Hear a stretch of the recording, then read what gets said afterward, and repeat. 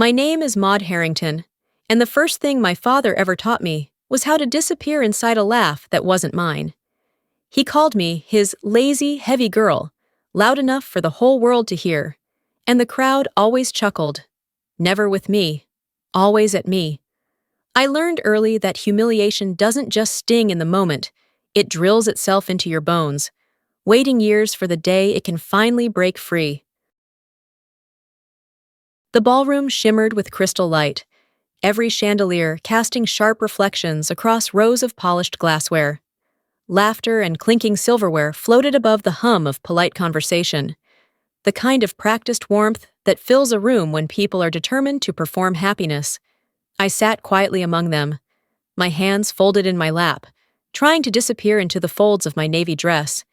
It was simple, deliberate, a shield against the extravagance swirling all around me. Mark stood at the head table with Jennifer, glowing in lace and certainty, the picture of youth at its most hopeful. My son's smile carried both nerves and pride, and I felt the familiar tug of relief in my chest. He had made it here, to this day, despite all the weight I once carried alone. The Hastings family moved through the crowd with the ease of people born to wealth, their laughter crisp, their eyes flicking like invisible scales that measured everything: shoes, accents, gestures.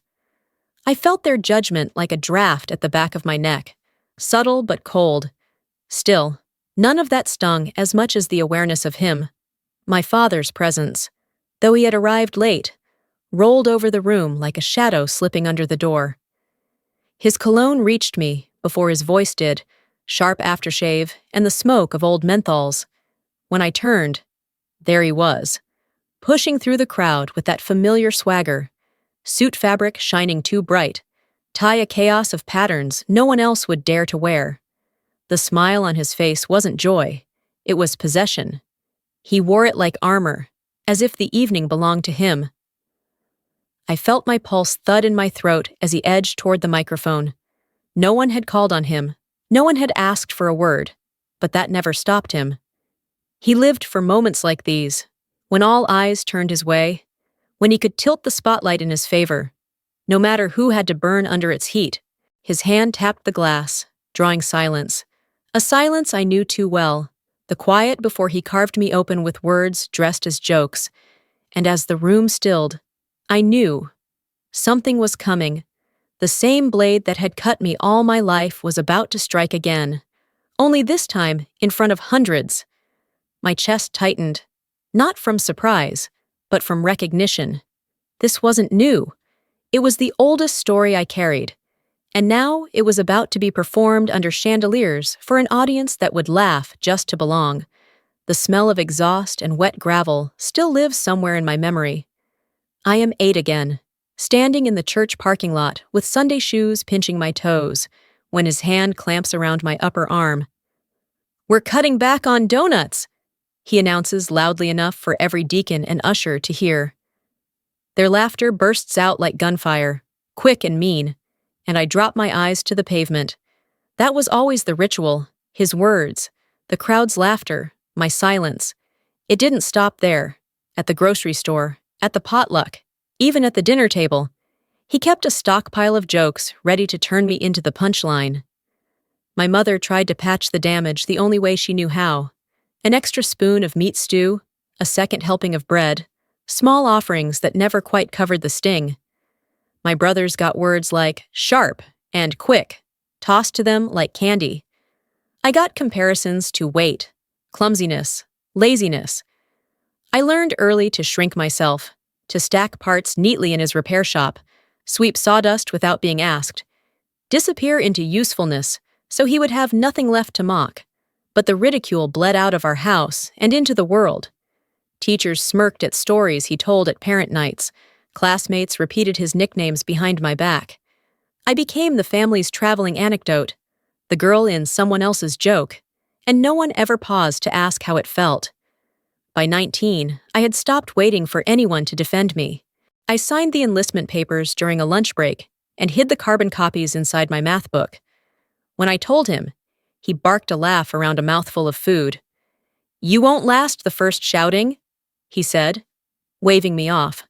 But the shouting saved me. The cadence of a drill sergeant's orders drowned out his voice in my head, and discipline became a language I could finally understand. Stubbornness turned into stamina, silence into command.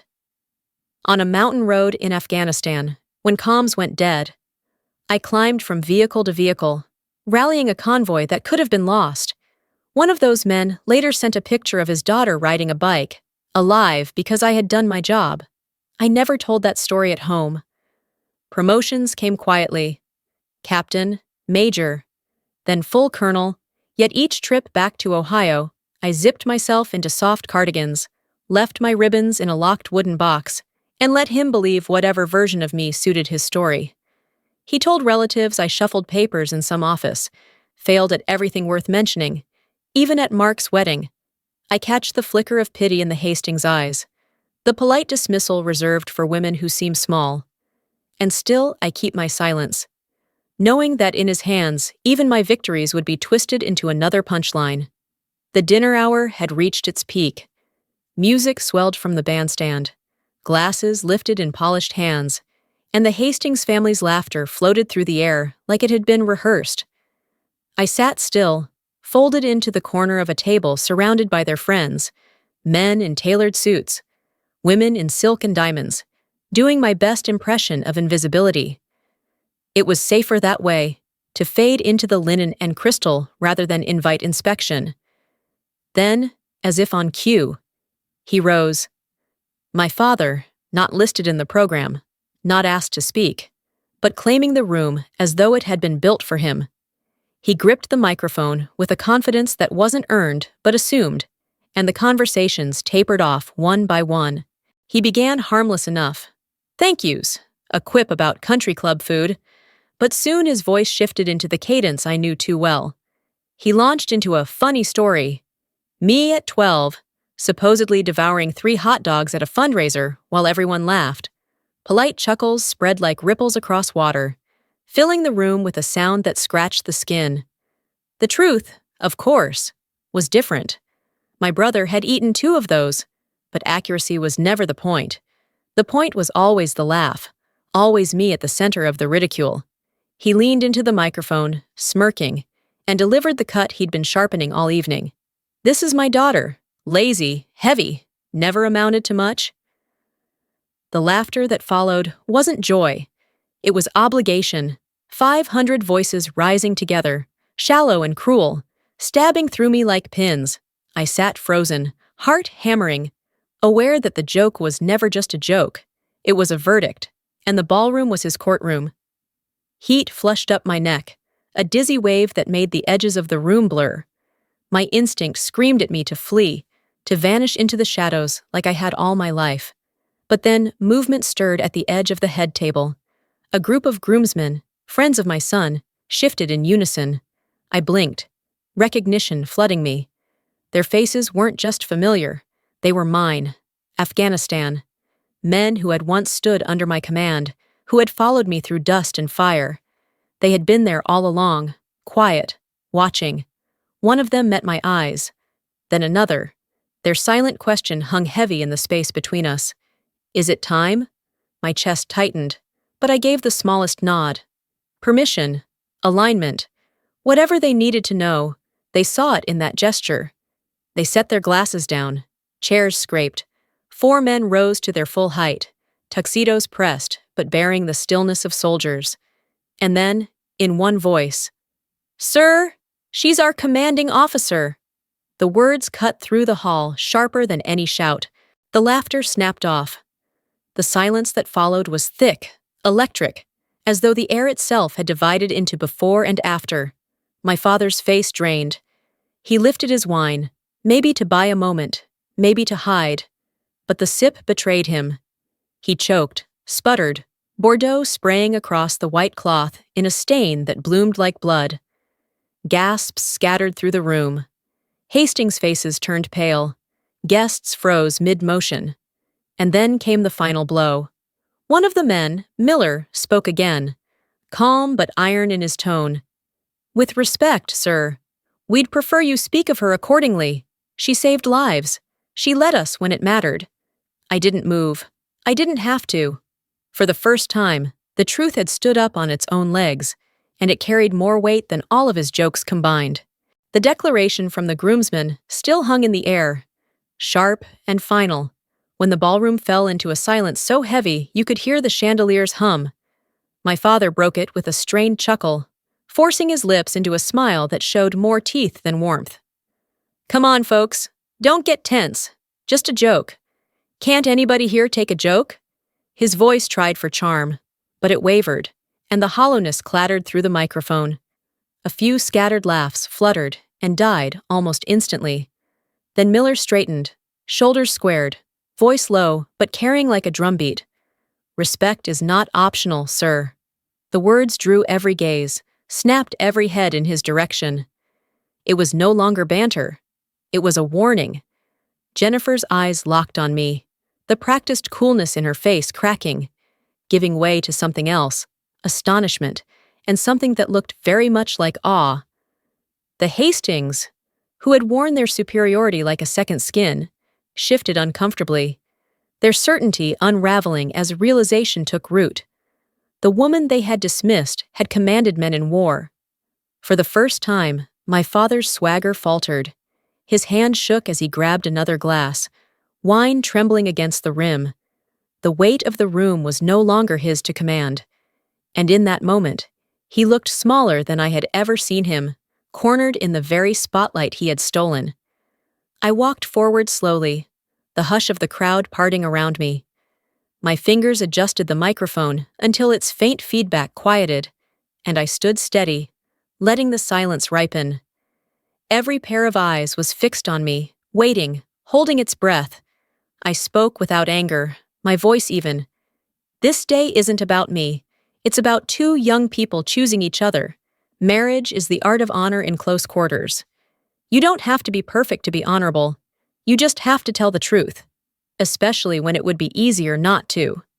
I lifted my glass toward Mark and Jennifer. The stillness cracked wide open with applause that rose like thunder, genuine and unforced. Chairs scraped back as the guests stood.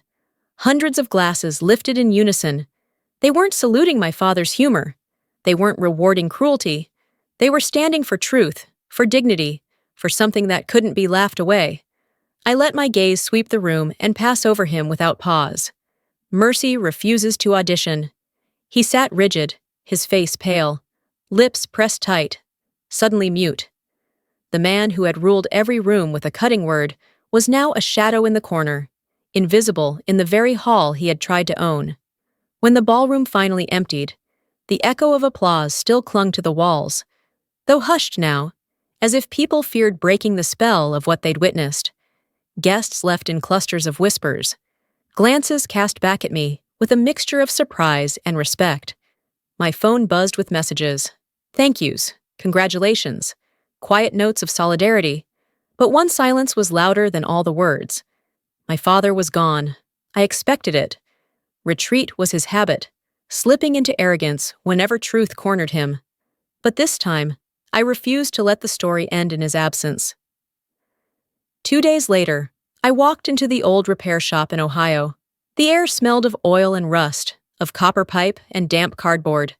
A country station played low on a battered radio, static threading through the twang of a steel guitar. He sat hunched at the workbench, a pencil clutched in his fist like a weapon, eyes fixed on a ledger that seemed to hold him hostage. I didn't wait for him to look up. "Jokes are supposed to make the listener laugh," I said, my voice steady, "not humiliate them." He flinched, barely, then scowled. "You're too sensitive. It was just a joke." The words sounded smaller here, stripped of the crowd he usually relied on to echo them back. I stood straighter, meeting his eyes. "If you don't stop, I won't bring Mark here again. I won't let my son grow up inside the same circle of ridicule I did." The shop seemed to still. His jaw worked, but no sound came. He saw it then, my resolve, sharper than any punchline. For the first time, I wasn't asking for his approval. I was drawing a line, and he knew I wasn't bluffing.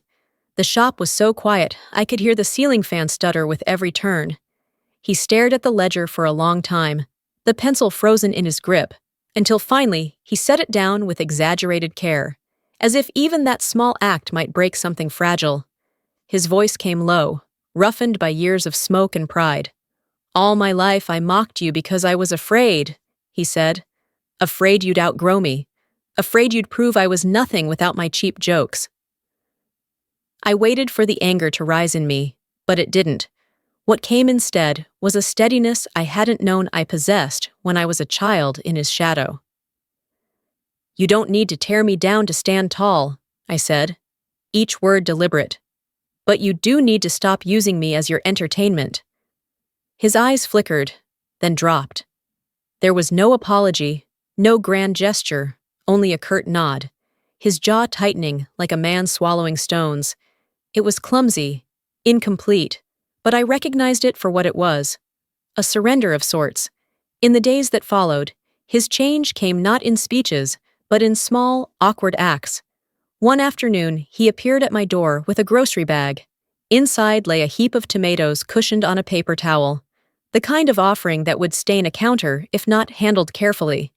He cleared his throat and asked, "You got any salt?" It was the closest thing to contrition I had ever heard from him, disguised in produce and understatement. Another morning, he showed up at the Veterans Memorial, where a new plaque was being dedicated. I stood in uniform, the air filled with the solemn rhythm of folded flags and measured words. He didn't try to explain me away or soften the respect that came my direction. He simply stood beside me, silent, while strangers called me "ma'am" and shook my hand. For once, he didn't interrupt, didn't shrink me down to fit the version of me he was comfortable with. That silence was heavier than any insult he'd ever thrown, but it carried weight of a different kind. It wasn't dismissal. It was restraint. Maybe even respect. For the first time, I felt his quiet not as an absence, but as a choice. It was messy, imperfect, and late. But sometimes change doesn't arrive as an apology wrapped in neat words. Sometimes it shows up as tomatoes in a paper sack, or as a man who doesn't reach for the microphone when the world is watching. And though I would never say it out loud, I understood, for him, this was the language of remorse, a language clumsy and halting, but at last pointed in the right direction. Weeks passed, and summer stretched long and warm. At a family cookout, the smell of charcoal clung to the air, smoke curling lazily above the grill, while voices mingled in casual conversation. Children darted across the lawn, unbothered by the heaviness adults carried.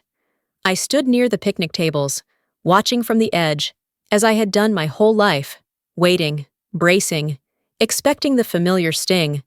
My father moved slowly through the yard, balancing a plate piled high with chicken wings. The chatter dipped as he reached the circle of relatives and neighbors. I felt my stomach tighten, that instinctive dread coiling again. This was the stage he always claimed, the moment he twisted gatherings into spotlights for his sharp humor at my expense. My breath caught, prepared for the old script to return. But something shifted. He set the plate down on the table, cleared his throat, and when he spoke, his voice wavered between strength and something far more human. "This is my daughter, Maud," he said, steady enough for everyone to hear. "She's led and cared for more people than I ever have. That's all I'll say." For a beat, the yard went quiet. Then came nods, murmurs of agreement, the weight of recognition rippling through the group. No punchline followed, no cruel smirk, just words that stood alone, plain and unadorned, but finally free of ridicule. I let the breath I'd been holding slip out slowly. I didn't need him to say he was proud. I only needed him to stop cutting me down, to release me from the role of family joke.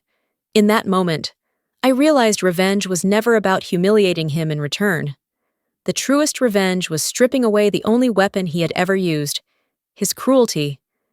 And so, I smiled, not at his approval, but at the dignity I had reclaimed. Late as it was, his fragile respect still shifted the ground beneath us. It didn't erase the past, but it redrew the future.